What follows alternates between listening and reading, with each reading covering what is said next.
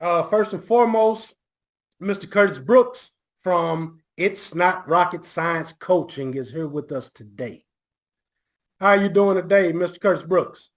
Doing good, brother. Doing good, man. Doing good. Thanks for having me on your show, man. I really appreciate it, man. I really appreciate it. Glad to be Not a here. problem, man. I've been seeing you, I guess it's been what, 4 or 5, maybe 6 years since we first met.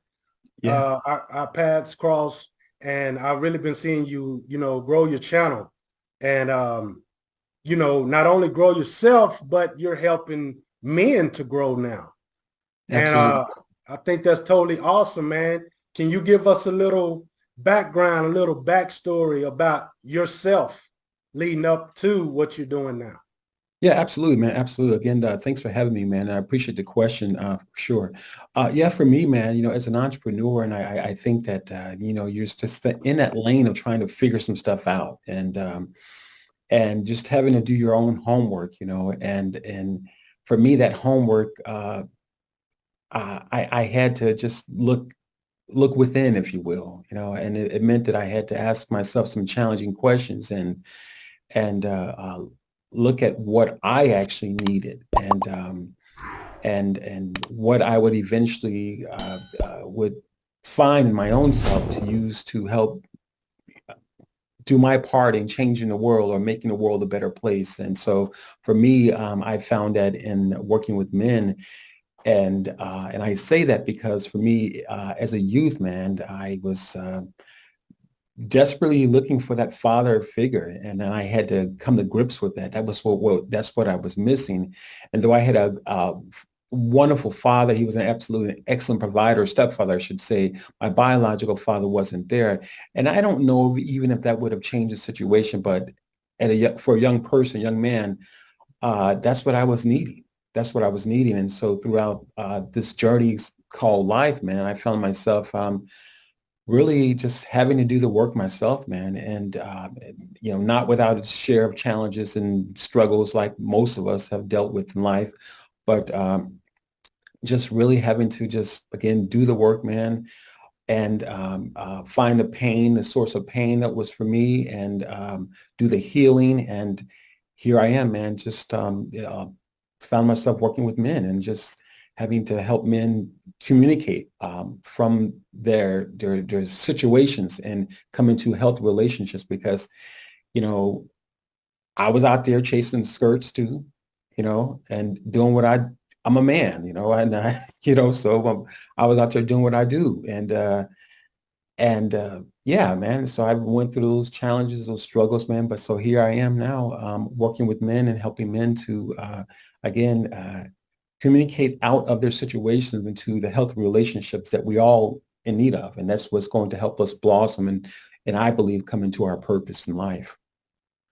I totally agree with you, man. And I know for a fact that it is something that's needed. What you're doing is something that is needed for most men, Mhm. especially men in the Generation X age group.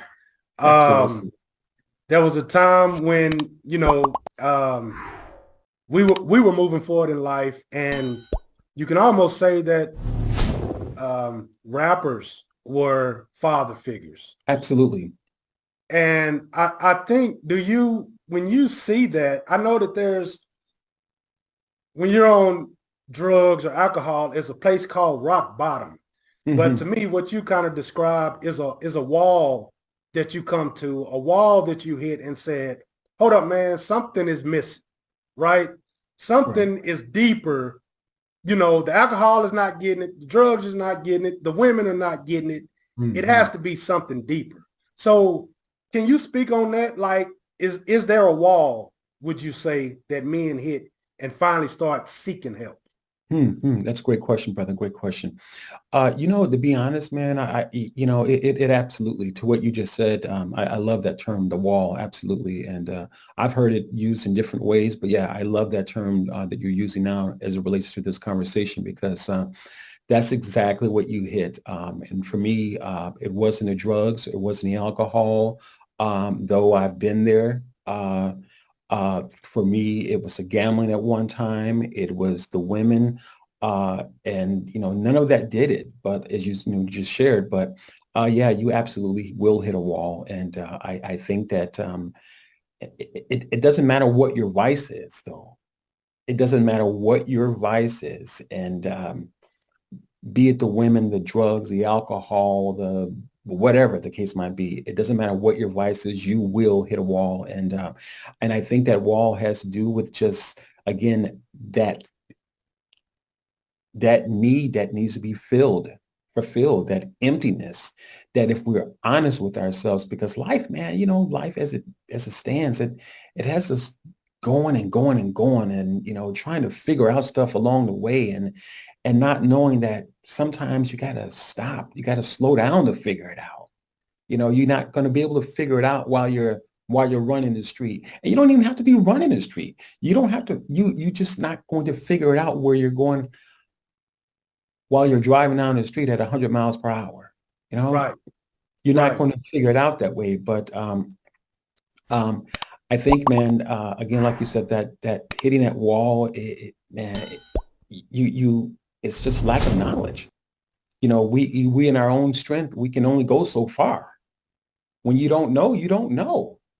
Yeah. And at some point, the information that we have, the information that we've known, be it right or wrong or dysfunctional as it may be, we've all had a part of this dysfunction called life.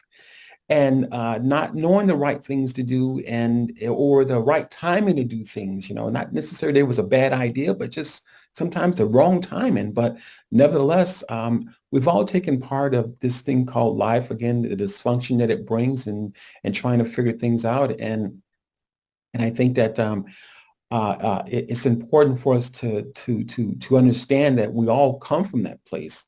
But with the limited information that we all have,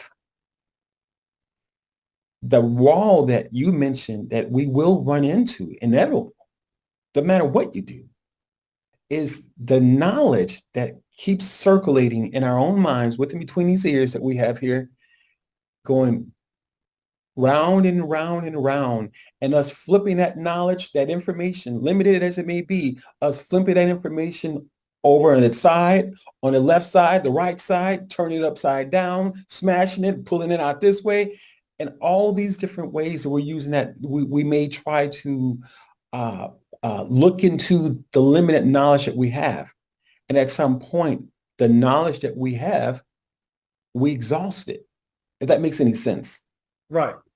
We exhaust that information. So at some point, the exhaustion of that information, bro, it takes time for it's needed for us to be able to look outside the box, if you will, look outside the window, because at some point, depression is absolutely inevitable. The limited information that we all share in, because I only know as much as I know in my own strength. You only know as much as you know, but together, us having a conversation, I can look at life from a different perspective now.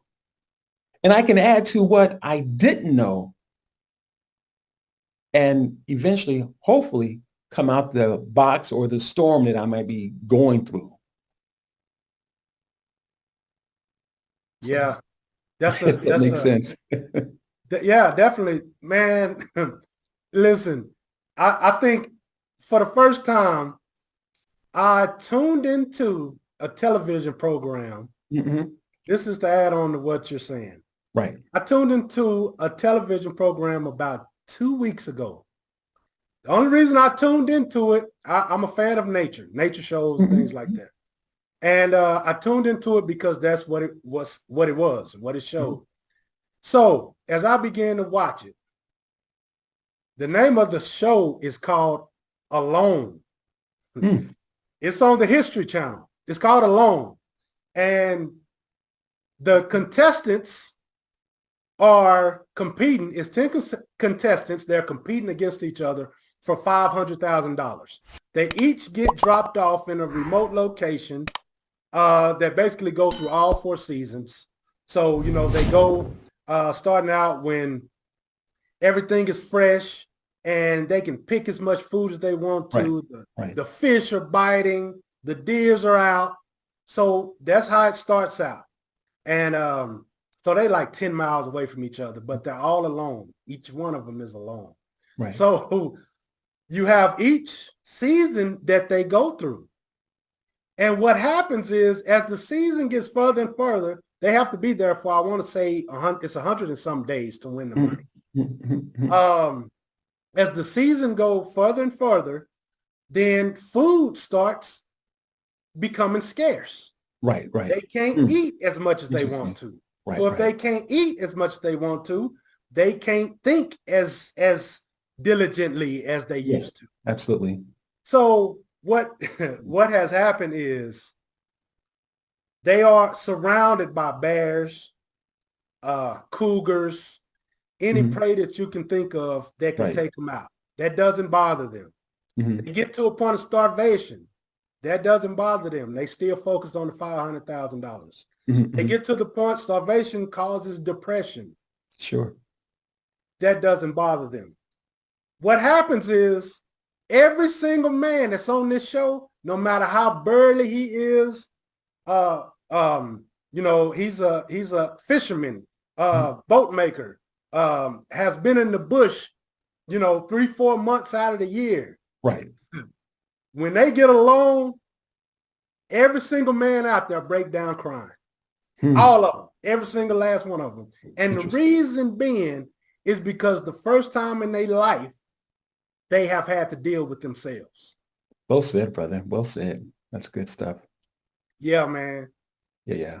And when you think about it that way, building on to what you said, once you begin to sit down with yourself, you can reflect. Absolutely. You're able to reflect and you're able to bring up some things that's going to be very difficult to bring up, but then you're able to work on it. Yeah, absolutely, brother. Yeah, that's excellent, brother. I love that. I love that story and how you shared with. Yeah, absolutely. Yeah, man. It was amazing. Like I'm on season number 4 now. Where you watch it, what do you call it? What do you call it? You're watching it just several episodes or seasons at a time, or? Yeah, I'm binge watching each episode. A binge watching it. That's what I'm looking for. That's the word I was looking for. Yeah, I'm binge watching it because when it started getting to the psychological part, I would have been done with it if it was just the nature part. But now that they're showing the psychological part of just like man and the way that men think, and by man, I'm not necessarily just saying men, but men as a species. Right, absolutely. Yeah, man, it's kind of crazy because it also shows that we are all not destined to just be focused on money. Yeah. Right? Like they all went in thinking, I'm gonna win this $500,000. This is gonna be a breeze. Right. Well, by the time they look inward, they like, you know what? I'm going home to my family. Forget this $500,000, forget this reward. Yes. They cool within themselves. So they like, Absolutely. I don't even need $500,000 no more. So Absolutely. I think that's the awesome part. And I think that's where you, correct me if I'm wrong, but are leading men to. Absolutely, brother. And I appreciate what you just shared. That's pretty awesome, man, because I think that's essentially what had taken place with me. I've tried my hand in lots of different things as an entrepreneur, and some of the things I'm still doing, but some of them I had to let go. And I found that it just was not important. And part of, at that particular time in my life, I was chasing the money. Right. Right. And so it eventually brought me back to, man, where I needed to be, where I needed to be and where where there's peace. Yeah. That's what it brought me to. Yeah. So that's an excellent story, brother. I love how you shared it. You ever heard the saying, like, people just like feel good, they're in a zone and they be like, I feel like $1 million. Yeah. So that's what Millionaire by Morning is about. People think that it's about making $1 million. No, it's about once we cannot function off of struggle, off of strife. You know what I mean? If you are trying to survive, then you can't thrive. Absolutely. So once you get that feeling of, man, I feel wonderful. I feel like $1,000,000. If you Right. can wake up every morning feeling like that, hey, you're a millionaire by morning. You know what Absolutely. I mean? So now you can Absolutely. really get to it. Whatever it is you Yeah. want in life, you put the rest of it behind you and you can get to it. Absolutely. Absolutely. Yeah, man, I had actually just finished doing a podcast. And so for me, part of getting into that space where I need to be at, excuse me, as opposed to where I was trying to get to. And, it's for me, anyways, I just finished a podcast entitled, I'm looking at my screen here, is entitled Trauma, Its Effects and the Power to Renew Your Mind. And so I'm talking about trauma. And one of the things that I work with men is communicating. And the challenge with men a lot of times that they don't talk. And because they don't talk, or, they obviously do talk, but because they don't communicate for those things that are really the essence of what they're dealing with, kind of what we were just talking about moments ago, in regards to we've been attracted to all of these things, or that contest that you were talking about, similar to, I guess, Survivor, but now they're going for this $500,000. But after a while, and they're spending time with themselves, the food is gone, and all these things are diminishing. Now they have themselves to deal with, and until we deal with the things that are that have actually been those stumbling blocks, if you will. I would tell my wife at different times. And so it's interesting, man, that when we're around people, oftentimes we can find everybody to blame. Yeah. But when that crowd leaves, that audience leaves, or you can't put your issue off onto someone else. All you have is yourself. And I think the life of an entrepreneur, it absolutely will test you, test you on all levels, bro. It absolutely will. And I think especially as men, because naturally we want to take care of our families, bro. Naturally, we want to take care of our families and see our kids, our children healthy, and our grandchildren doing well, and just being who we are as men. And that obviously does not mean dominating our wives, or uh, making sure someone is submitted to us, and that's that ill regard. But I mean, it just essentially means us coming to who we are, dealing with our own situation. And I think men, and I think as men, we have such a huge responsibility, and it has nothing to do with all this other nonsense that's going out there, because I watched tons of videos out there, but it has nothing to do with any of that stuff, man. But it does have to do with our godly responsibility. Right. That's where it all leads to. And whether a person believes in God or not, there's a innate responsibility that's been given to men. And unless we take charge of that, it's hard to come into who you are, what your real purpose is, I because want to stop you right there, Curtis, Mhm. because I have an important question to ask with what you're talking about right now. Okay. So there is a disconnect at this moment. Mhm. It's a disconnect that I don't think it's ever been before, which Right. is between parents, which is, I would say, Generation X, Mhm. to the new generation, in which the Generation X, they cannot relate at all as far as men. So, for instance, let's say you are a man and you're learning, you're getting over it, you're past that wall. Mhm. Well, you would like to relay that message to the younger generation. Absolutely. So how is that done when there's no common ground Mhm. between like Generation X, who the youngsters call the old school, and Right. the youngsters that are in tune with, if they want to watch something or figure out something, they go on to YouTube or they go on to TikTok, Right. but they're Mhm. not listening to the older man who has experienced it unless he's on TikTok. Right. Right. You know Right. what I'm saying? So Right. how would you Mhm. say is that gap fulfilled? How is that Oh, lesson to be man. taught? That's a great question, bro. That's a great that's a really good question. I think for me, man, personally, and it's obviously going to differ how other people deal with these these things that you just mentioned. But I think for me, man, and what has been the challenge, and I'm finally coming around to it with greater understanding or greater depth to it, is that uh, I've had to retailor my message. I've had to come in from a different angle with my message, if you will, and at times I have to play the the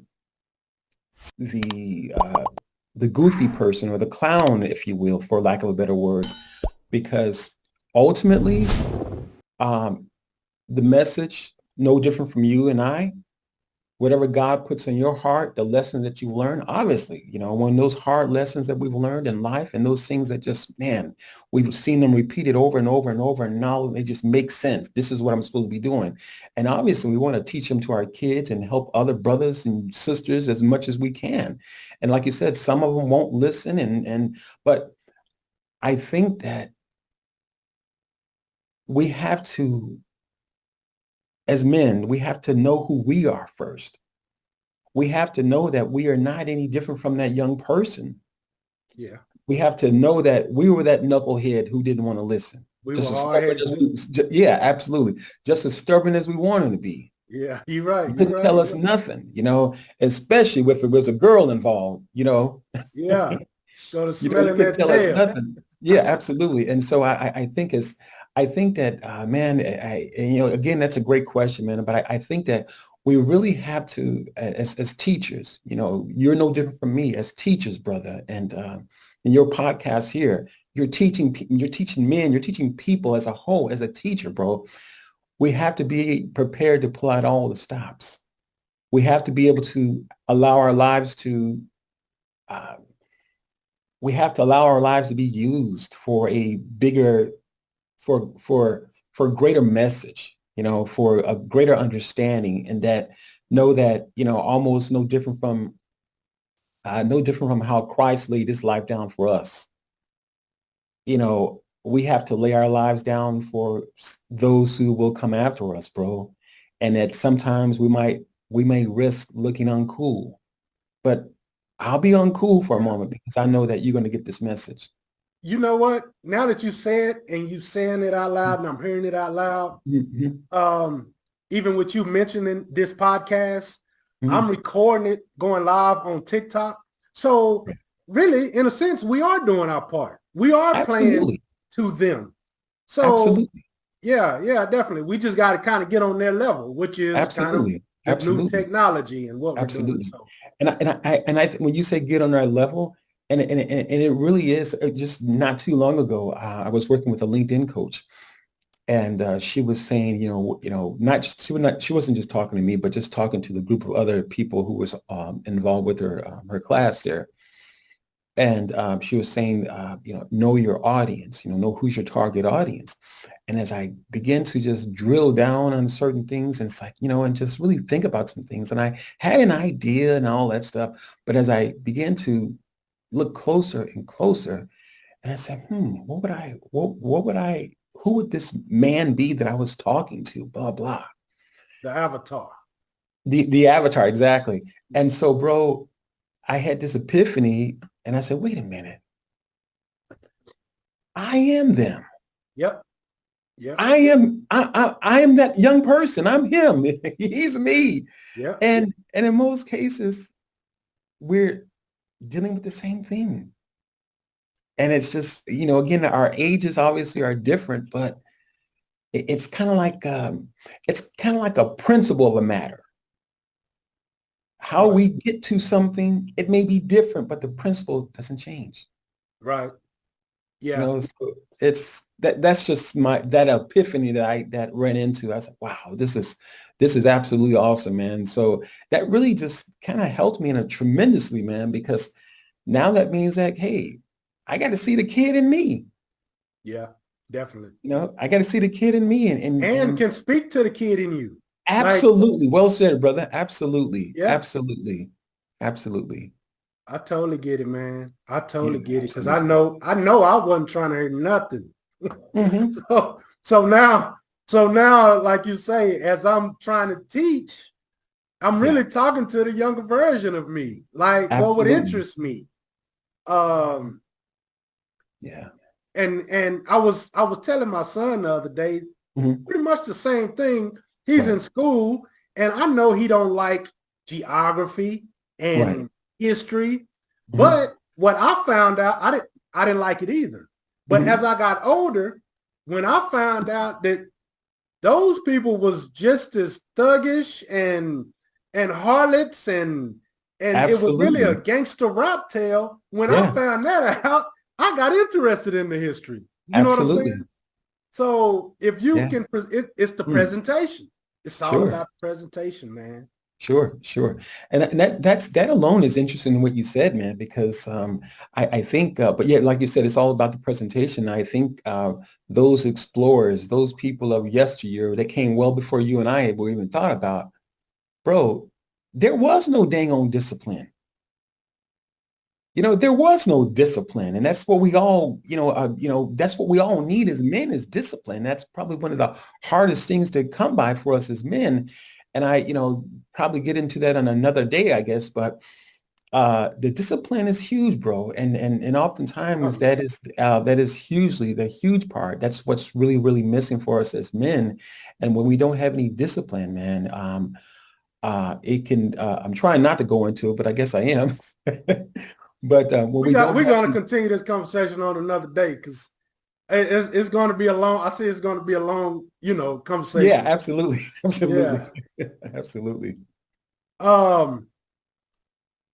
Okay, I'm gonna ask you this, and then we'll kind of get it wrapped up. Okay. I can't think of the name of it, but it's a certain point that you mentioned history before us. I can't think of the name of it, but it's a certain point. It's called something Mhm. where in a man's life, when he turns 13, 15 years old, there's something that is done within, that culture that he becomes a man at that moment in Rites of time. passage, is that Rite what you're of saying? passage. Yeah, rites of Yes. Do passage. you Yeah. think that's something that we're missing this day and age? A rite of passage? Hmm. Man, that's a good question. Good question, brother. Um, I think man, I would even go back to the very thing I just mentioned. I know at some point we'll discuss it later, but I think the rites of passage, man, is really as far as men, I think the rites of passage um, is really young brothers, young sons, having that role model, having the disciplinary that has been, that's been absolutely needed. And I think part of that rites of passage is being able to not let your emotions get the best of you in life, and that without that, again, without that discipline, bro, something to almost like a something to guard us against being pulled out into a space that we're uncomfortable with until you actually begin to know thyself. Right. Part of that knowing thyself is knowing that emotional side of us.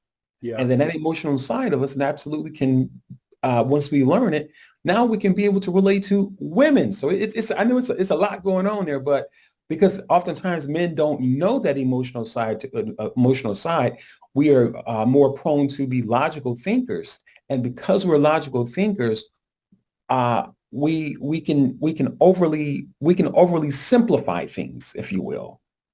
Right. And I know I've done it many times myself in regards to, and maybe watching someone else do something and yet not realizing that this individual's been doing this thing for 10, 20 years and looking at something now from my young eyes. Well, not so much now, but at the time, looking at something from my young eyes, it was more so about, again, trying to get to where they're at, but not knowing the steps that it would take, not knowing that there was an emotional pull on you, just life in itself.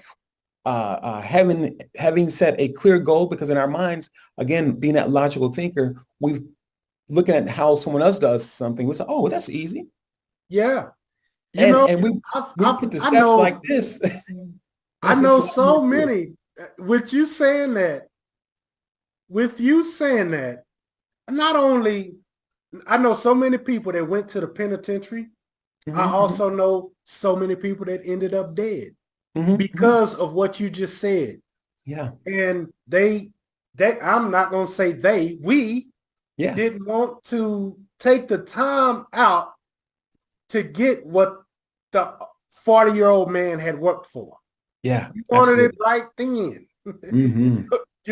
because we looked at it Absolutely. in that sense. We wanted it Mm, right then. right, Not that he done went through the steps and he, been at his job for this many years and right, right. this is paid off so he can afford that. And, Mhm. you know, and unfortunately, there's just so many people that miss that growing opportunity, man, Yeah, as a young, absolutely. logical thinker that I can have that right now. Yeah, absolutely, brother. Absolutely. And just real quick, I know we have to wrap it up, but just real quick, bro. Me personally, I'm being very honest with you, bro. Me personally, I was there, looking at life from that perspective and how someone has been doing something and not knowing all the work that was involved in it, but whoever I was watching, they made it look so easy. Yeah. Yeah. But I didn't know they had been training day and night. You Right. know, I didn't know they were the Michael Jordan of their industry. You know what I'm saying? And so they have been training day and night with this. And I looked at it and seen it was, oh, they just do this. Oh man, and so this place in my life right now, bro, uh, I'm having to go back to school, essentially, Yeah. and get that consistency that comes with achieving whatever that goal is. Right. For me, it is working my craft and working with men, but being consistent with putting out deliverables out there. Right. Like working with you now on a podcast or on this, doing your podcast with you. And like I said earlier, I'm getting back into my own podcast, but being consistent with it,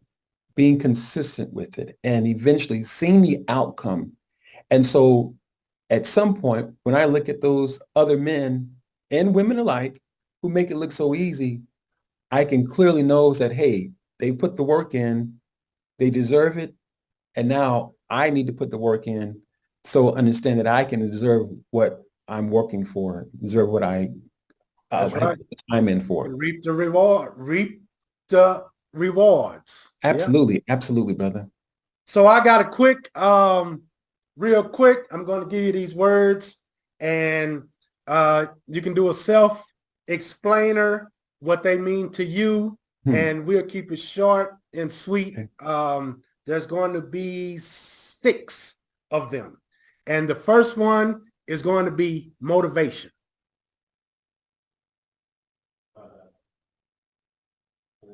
So you want me to give just what comes to mind? What comes to mind, like Okay. motivation, as far as, whether you would tell someone else, if you were to coach your men on it, Right, what it right, right, means to you and your right. program. Right, right, right, right. Yeah, for me, motivation is absolutely finding, and obviously, motivation can come from anywhere, but I would say find that internal motivation. There has to be an internal motivation that really sets the fire in us, and oftentimes it's studying others. It's studying others to get to light that fire, to light that internal motivation, and I think that when it comes from looking in the outside, what they call an external motivation, maybe getting a car, getting a house, and all those things that again that present us well, I guess. Uh, uh, those things can easily die off. They fall away. But until it's an internal motivation, something that wakes you up each morning, and where even if you feel like you're dragging yourself out the bed, you're thinking upon that thing. It could be that, hey, I was poor growing up, and I didn't like that feeling, and Definitely. so it's up to me to change that now. So yeah, I would definitely say internal motivation rather than an external motivation. Okay, awesome, awesome. Well, that probably leads to the next one, mentorship. Mm. Yeah, man. Yeah, that's huge, man. Huge. I think even much to what we've been talking about, how or what I mentioned earlier in regards to how the limited information that we all have to some level, uh, we can only do so much with it. And in our limited understanding of it, or not having the understanding to keep going sometimes, because sometimes that information is exhausted. We exhaust that information, or at least that's what we may think. We exhaust that information. Mentorship helps us to look at that same information from a different perspective, rather than something that, oh, I'm just through. I'll never become this. I'll never become this. You know, like God said to Moses, "What do you have in your hand?" So I think mentorship is absolutely something that can, where life can use someone who has the wisdom to ask us that very question: what do you have in your hand? Awesome, awesome, man. All right, meditation. Wow. Okay. Meditation, I would say similar in ways to prayer, can absolutely help us to refocus, regain insight, and really just take time to look at the obstacles that sometimes that show up. You know, take time to self-reflect, look at ourselves, and oftentimes to look at how we may have responded to someone. Because in meditation, a lot of times the people that we may have interacted with that day come to mind in regards to whether we lied to them about something, whether we're dishonest about something. Meditation helps clear the path to the path or in the direction to where we're going. So it's absolutely essential to climbing that mountain, or get overcoming whatever is in our path. Essential. I agree. Mhm. Okay, the next one, movement. Movement. Uh, Movement is that's like we would say exercising or traveling, things mhm, that mhm. get you moving. Yeah, absolutely, absolutely. Yeah. So for movement, for me, in coaching men, or even whoever I may be talking with at different times, movement is progress. Movement is doing something, talking to having that self-talk. Say, hey, I'm going to get myself up. I'm going to, I'm responsible for changing the course of my life.